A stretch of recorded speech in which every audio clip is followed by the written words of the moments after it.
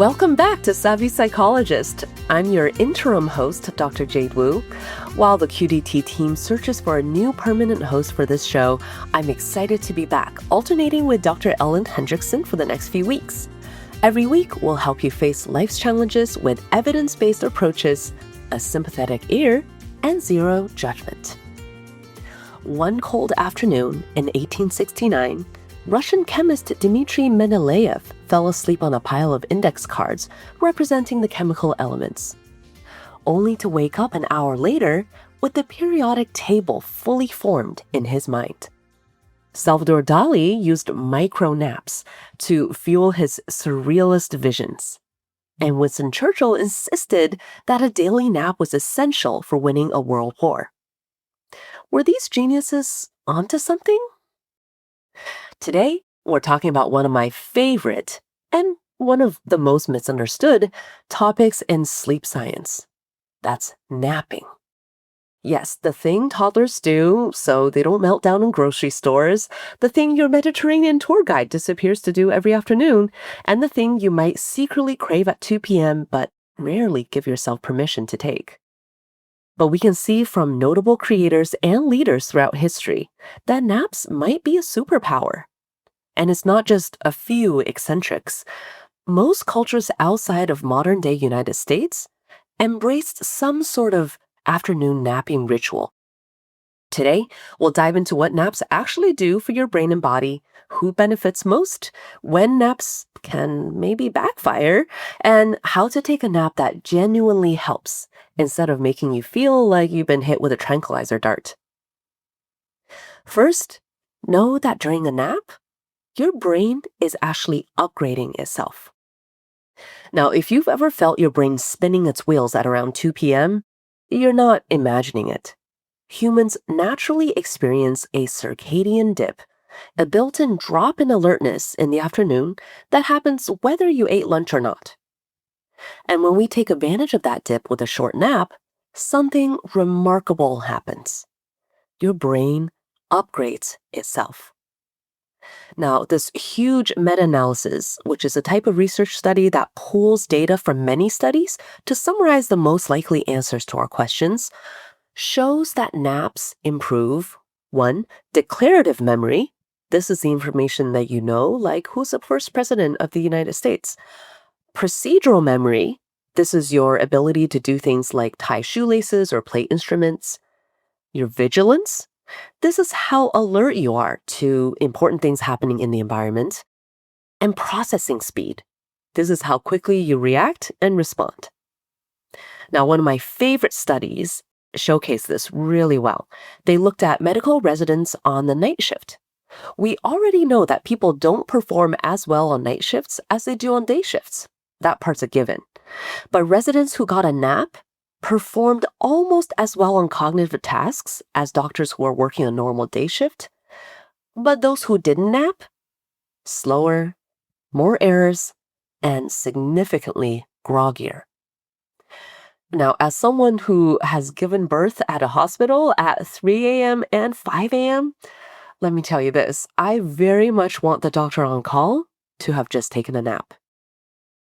And it's not just your thinking abilities, it's your emotions that get a tune-up too. Preschoolers and toddlers really show us this clearly. When they miss their nap, they become more frustrated, more emotionally reactive, less able to self-soothe, and more overwhelmed by negative images. Adults do a subtler version of this. Without naps, we're more impulsive, more irritable, less patient, and more prone to emotional decision-making. In other words, naps keep us from metaphorically or literally dropping to the floor of the cereal aisle and throwing a tantrum. And your physical performance, too, can be affected by a nap. Athletes, especially sleep-deprived ones, which, it's like most of the ones in college, see improvements in power, speed, jump height, endurance, and perceived fatigue after a nap. And even if you're not an athlete, you'll still get a better workout and feel more motivated to move if you're well rested. So a well-timed nap can be your workout booster too. So yes, a nap is like a free performance enhancer without the jitters from caffeine. But okay, if naps are so great, what's with the scary headline saying naps cause heart disease or dementia? You may not have noticed these because most sleep health coverage simply encourages people to sleep more. That's not a bad thing. But in recent years, there have crept in dire warnings about the potential dark side of napping. Now let's break this down carefully. First, let's remember the big rule. Correlation does not equal causation. Just because two things appear together doesn't mean one caused the other. For example, people who own ashtrays are more likely to get lung cancer. But it's not the ashtrays that cause the cancer, it's the smoking. With NAP's potential association with heart disease, something similar is likely happening. So, for example, there was a well-publicized Swedish study claiming that occasional nappers had higher heart disease risk. But the study used one vague survey question, didn't measure sleep disorders, and didn't adjust for many major health factors. A Swiss study did it better. Participants there had detailed questionnaires and overnight sleep studies. They found that people who napped 1 to 2 times per week actually had lower heart disease risk. Daily nappers only seemed at risk before statistically adjusting for health issues. And after adjusting, the seemingly higher risk vanished. This means that if we take into consideration the health issues participants had, it became clear that those were driving the heart disease risk, not napping. Second, when we talk about whether something is good or bad for health, sometimes it's not a straightforward answer. Consider the J-shaped curve. A massive analysis of 300,000 people found that if they had no naps ever, okay, but not the best health outcomes. People who took short naps of around 30 minutes or less, they had the lowest heart disease risk. But those who took long naps of, over an hour long consistently, these people had the highest risk, higher than normal. This J-shaped curve means that there seems to be a sweet spot of napping not too little and not too much that is associated with the lowest heart health risk. Why? Well, people who don't nap at all are not getting the benefits of napping. But people who often take long naps may be doing it because of their depression, or their low nighttime sleep quality, or chronic illness, or sleep apnea, or having lots of sedentary time, or having irregular sleep-wake schedules. And of course, all these things are associated with poorer health, including poor heart health. So again, naps aren't the problem. They're the messenger. The bottom line is that short naps are likely beneficial. Long naps may signal something else going on that's troubling your health, and naps themselves are not the villain. Okay, so now that we feel confident that we like naps for better performance, mental health, and physical health, let's talk about how to hit that sweet spot of getting the most out of napping without ruining our nighttime sleep. Tip number 1, keep it short to keep it sweet. Aim for about 30-ish minutes of sleep. And if you're not sure how long it takes you to fall asleep for a nap, maybe set a timer for about 45 minutes. And if you wind up just resting and staying awake that whole time, no worries. That confers similar benefits and is also a good sign that you've already gotten enough quality sleep that night. And if you do fall asleep for part of your short siesta, that is also good news. The short nap allows you to avoid grogginess, protect nighttime sleep, and still boost performance. Tip number 2, nap in the early afternoon. For most people, the sweet spot is in the early afternoon, somewhere in the 1 p.m. to 3 p.m. window. This is aligned with your circadian dip, and it's early enough that it won't interfere with your nighttime sleep. If your nighttime sleep schedule is earlier or later than conventional, you can adjust your nap time accordingly. Tip number 3, make the environment nap-friendly enough. Not perfect, just welcoming enough for sleep that if your body wants it, sleep will be able to come to you. So that means dim the room or wear an eye mask. Find a quiet space or use white noise.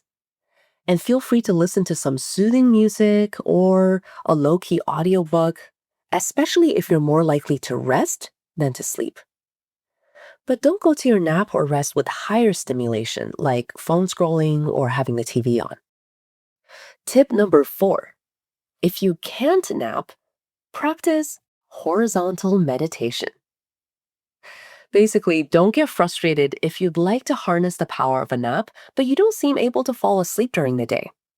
This usually means you're getting enough sleep quality at night already, and you're simply not used to napping. You can still lay down and meditate, or simply let your mind relax or let your mind wander. This allows you to rest your brain, which is associated with similar brain activity as light sleep. It also allows you to reduce sensory input, which in this day and age is really important, and that allows the fight or flight system to cool off. And you get to experience physical recovery. So no need to force sleep. Rest is just as good and just as important. Now, before we wrap up, I want to acknowledge the emotional and cultural context of napping. Many of us grew up hearing, napping is lazy, make the most of your day, or you can sleep when you're dead. And for some families, especially those shaped by chronic stress or discrimination or other survival demands, rest wasn't safe or available. Rest was something other people got to do. And today, even in workplaces that preach wellness, napping is still often seen as indulgent. Unless you're a toddler or a cat. But the science is clear. Napping is not laziness. Napping is biologically built into our rhythms and it supports our health.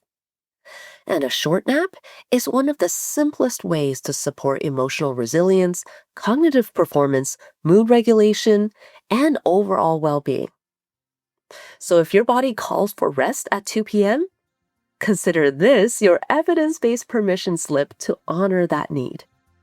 You don't have to earn it. You don't have to justify it. You don't have to apologize for it. And with that, I wish you restful nights and restful naps. What do you think about napping? What is your ritual? Let me know on LinkedIn at Dr. Jade Wu. That's spelled at DrJadewu. I would love to hear from you. All right, The Savvy Psychologist is a quick and dirty tips podcast. It's audio engineered by Steve Rickyberg. The director of podcasts is Holly Hutchings. Our podcast and advertising operations specialist is Morgan Christensen. Rebecca Sebastian is our marketing manager, and Nathaniel Hoops is our marketing contractor. Follow Savvy Psychologist on Apple Podcasts, Spotify, or wherever you listen to podcasts. And next week, you'll get a real treat. You'll hear again from Dr. Ellen Hendrickson in her solo guest episode. I personally can't wait.